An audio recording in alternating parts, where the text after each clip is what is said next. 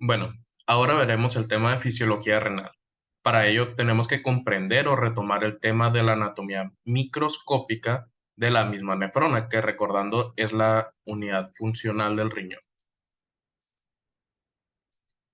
Bueno, aquí tenemos una nefrona. Tenemos lo que es el glomérulo, que es este conjunto de capilares que se encuentran englobados por una cápsula de Bowman. Tenemos túbulos contorneados, tanto proximales como distales. Tenemos asa de Henle. Tenemos túbulos colectores donde se conectan lo que son los túbulos contorneados distales y estos se conectan con lo que son las cálices por medio de una papila que se conecta de la médula, que le vamos a llamar un área cribosa. Bueno, también tenemos que verlo desde una forma más amplia, por así decirlo, que tenemos aquí unos capilares, tenemos la cápsula de Bowman rodeándolos y tenemos los túbulos, que aquí se va a dar el proceso de la filtración de lo que es la sangre para la producción de orina y eliminar los solutos que se nos sean tóxicos o innecesarios para nuestro cuerpo.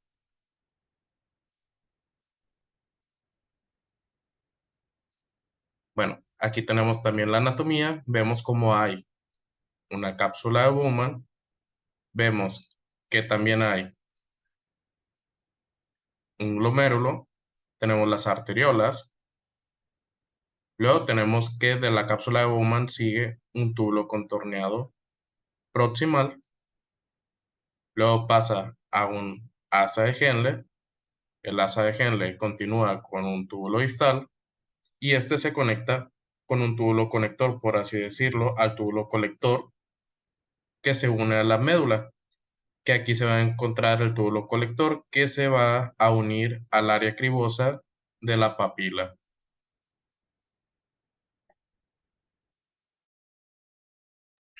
Bueno, vamos a tener que los riñones son los principales medios de eliminación de los productos de desecho del metabolismo que ya no necesita el cuerpo.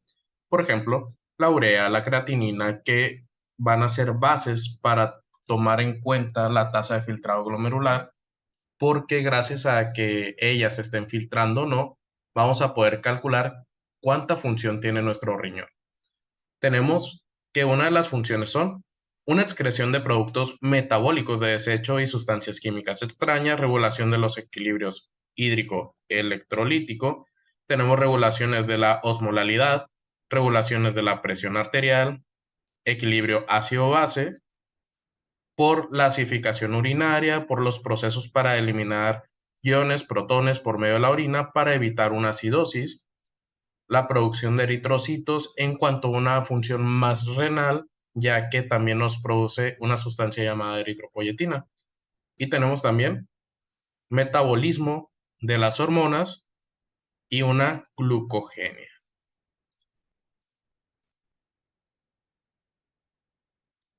Bueno, vamos a tener que el riñón tiene dos entradas o más bien dos vías sanguíneas. Vamos a tener una entrada de sangre por medio de una arteria renal y tenemos salida de sangre por una vena renal. Entonces, tenemos cierta cantidad de vasos sanguíneos que ya vimos en la clase anterior, que se van a unir hasta dar arteriolas aferentes que acá se conectan con lo que son los glomérulos, se conectan con la nefrona, hacen el proceso de filtración, desechamos la orina, se viene y se conecta con la pelvis renal, que se conecta con el uréter y se va a la vejiga.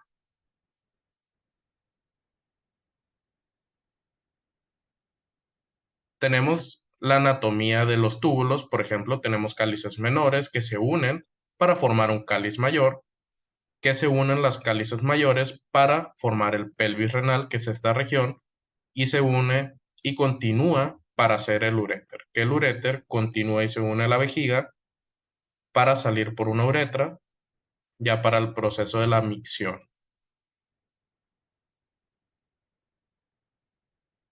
Vamos a tener dos tipos de nefronas. Dos nefronas que se van a diferenciar por la ubicación más que nada y por las características anatómicas. Vamos a tener que existen nefronas corticales que las nefronas corticales, como su nombre lo dice, se asocian más con una corteza, están más superiores, por así decirlo, en un dibujo, mientras que las nefronas justamedulares se asocian más con la médula. Y aquí, si las vemos, con solo verlas nos debemos de imaginar cuál es cuál. ¿Por qué?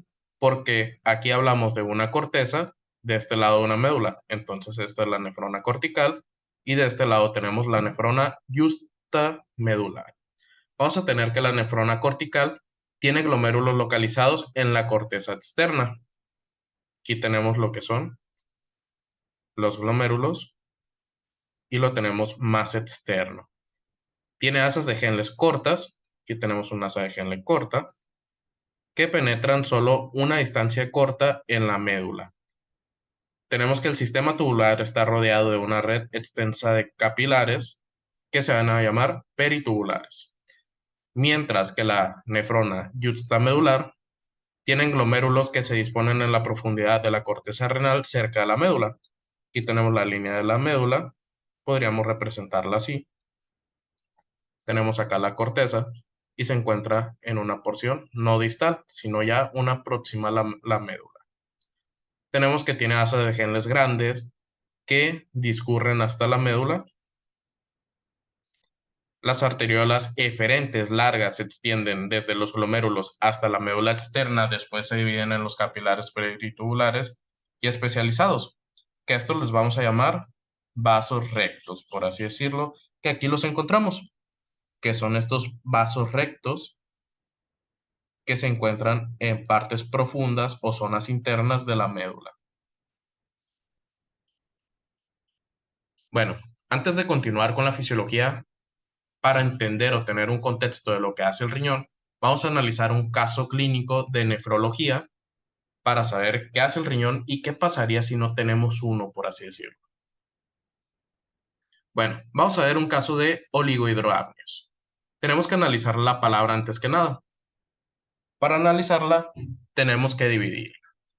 Tenemos que el oligohidramnios se va a dividir en oligo, que es poco, hidro de agua, de líquidos, y amnios de amniótico. Entonces podríamos decir que es una disminución o muy poca agua o líquido amniótico. Pero ¿qué tiene que ver esto con nefrología, este oligohidramnios en una paciente embarazada? Bueno, tenemos que saber de dónde sale el líquido amniótico para poder entender el caso. Vamos a tener que existen riñones del feto, del bebé, etcétera, como le queramos llamar. La cuestión es que estos riñones nos producen una orina fetal. Esta orina fetal es el principal componente del líquido amniótico. Entonces ya se podrán imaginar a dónde queremos ir. Pues resulta que si nosotros sabemos que la orina fetal es el principal constituyente del líquido amniótico, quizás el problema está aquí, en la orina fetal. Pero nos preguntaremos, ¿por qué no la está produciendo nuestro bebé y por qué se presenta un oligohidramnios? Probablemente nuestro bebé tenga lo que es una agenesia renal. Y aquí tenemos de nuevo en el concepto de oligohidramnios la separación de la palabra, que es poco, hidro de líquido y amnios de amniótico. Entonces hay disminución en el líquido amniótico.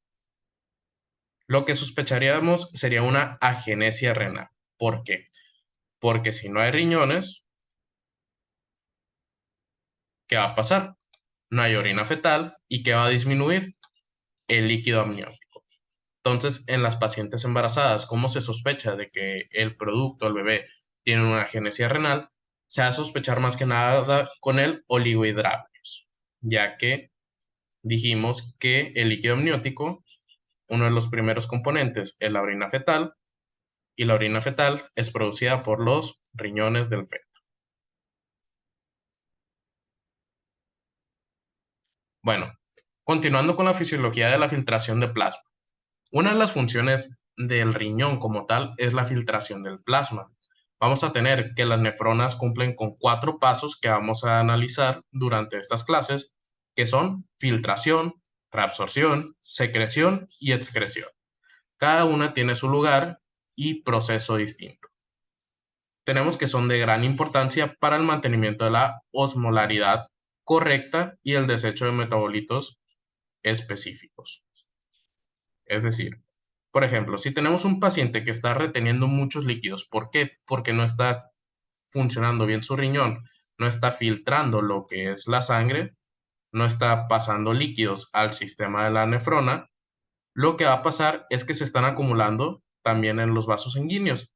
Probablemente este paciente curse con una hipertensión debido por el exceso de líquidos o se presente edematoso, es decir, que presente edema por la retención de líquidos y estos se filtren a los espacios intersticiales. Pero antes de ver lo que es la filtración glomerular, todas estas funciones, tenemos que conocer también la anatomía de la membrana capilar glomerular. Tenemos que es igual que el resto de las membranas capilares, a excepción que tiene tres capas en lugar de dos. Vamos a tener que esas tres capas son endotelio del capilar, tenemos una membrana basal y también capa de células epiteliales. Estas células epiteliales son especializadas en el riñón, en la nefrona, que vamos a concebir como podocitos. Entonces, estos podocitos van a estar recubriendo lo que son los capilares y aquí podemos ver una anatomía más amplia del podocito. Vemos que está recubriendo los capilares. ¿Para qué? Para lograr una buena filtración. Tenemos que también existen otras capas que fueron las que dijimos. Aquí tenemos un proceso del capilar y tenemos los pies del podocito, tenemos una membrana basal y un endotelio propio del capilar. Normalmente, ¿qué tiene un capilar? Pues suele tener una membrana basal y un endotelio. Vamos a tener que estos capilares del glomérulo tienen la característica de que van a contar también con una capa de células epiteliales que dijimos que son los podocitos. ¿Pero qué hacen los podocitos? Bueno, los podocitos tienen la capacidad de filtración por el cual se unen a unos puntos o agujeros que se encuentran en lo que es el capilar, que permite el paso de solutos desde lo que es el capilar a los podocitos y los podocitos lo llevan a la cápsula de Bowman, que ahorita lo vamos a explicar mejor.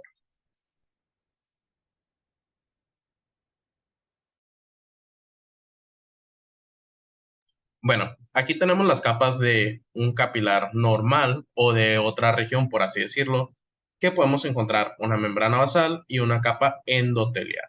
Aquí tenemos cómo no presentan lo que son los podocitos, ya que los podocitos son propios del riñón más que nada, pero sí cumple con una característica que son fenestraciones. ¿Qué son las fenestraciones? Son aquellos agujeros que presenta lo que es la capa endotelial para el paso de lo que son moléculas a los podocitos para que se puedan filtrar. Y ya más adelante decidir si se van a ir por la orina, se van a desechar o no. Bueno, vamos a tener también en una vista más amplia lo que es el capilar, lo que son los podocitos. Vemos estas estructuras que le vamos a llamar pedicelos, que son ramificaciones o alargaciones del podocito, procesos por los cuales van a estar rodeados los capilares y ahí se van a unir a las fenestraciones para que las fenestraciones se conecten con estos pedicelos y pasen tanto agua, líquido, moléculas innecesarias a los podocitos y se puedan estar filtrando.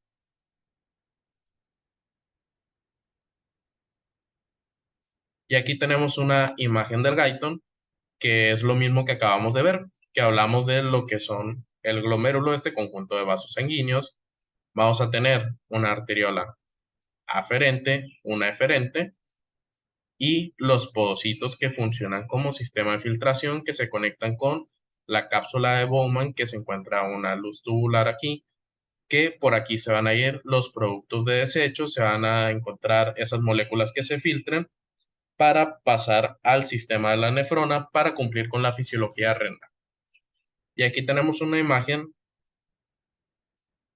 microscópica donde se encuentra el epitelio, la membrana basal, el endotelio, y aquí tenemos las fenestraciones de las que tanto hablamos que se conectan a los pedicelos de los podocitos para cumplir su función. Y aquí tenemos también ¿Cómo podemos observar esta, este endotelio, esta membrana basal y estos pedicelos o a los podocitos propios? Aquí tenemos el podocito, aquí encontramos lo que es la luz capilar, acá tenemos lo que son las capas endoteliales, tenemos la capa de la membrana basal, que todo esto va a cumplir con la función de la filtración glomerular. Y aquí tenemos lo que les decía de los pedicelos. Estos son los pedicelos, vemos que son prolongaciones o proyecciones del mismo podocito, esto ignórenlo, del mismo podocito, para unirse a las fenestraciones endoteliales del mismo capilar.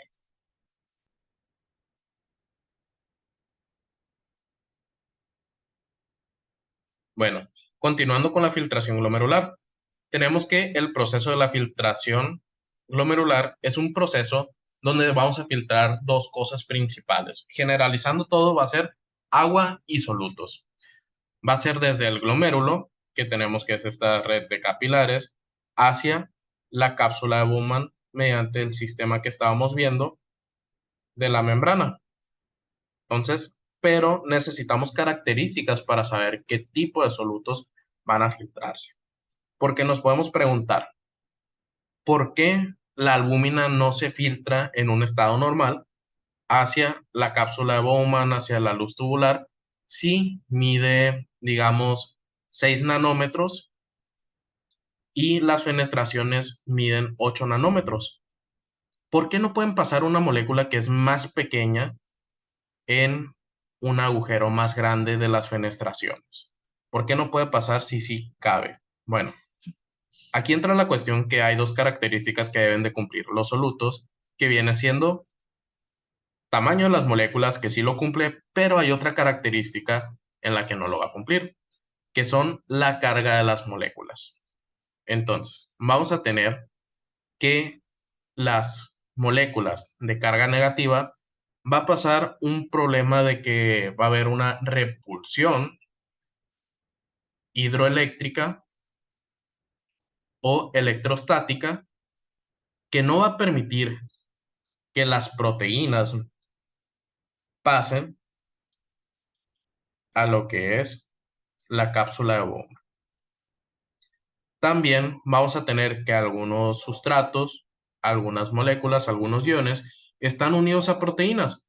Entonces, aunque el ion, la molécula, pueda pasar, como está unida a proteínas, no suele filtrarse y por ello hay diversas concentraciones entre orina y sangre de algunas moléculas, ya que se encuentran unidas a proteínas transportadoras.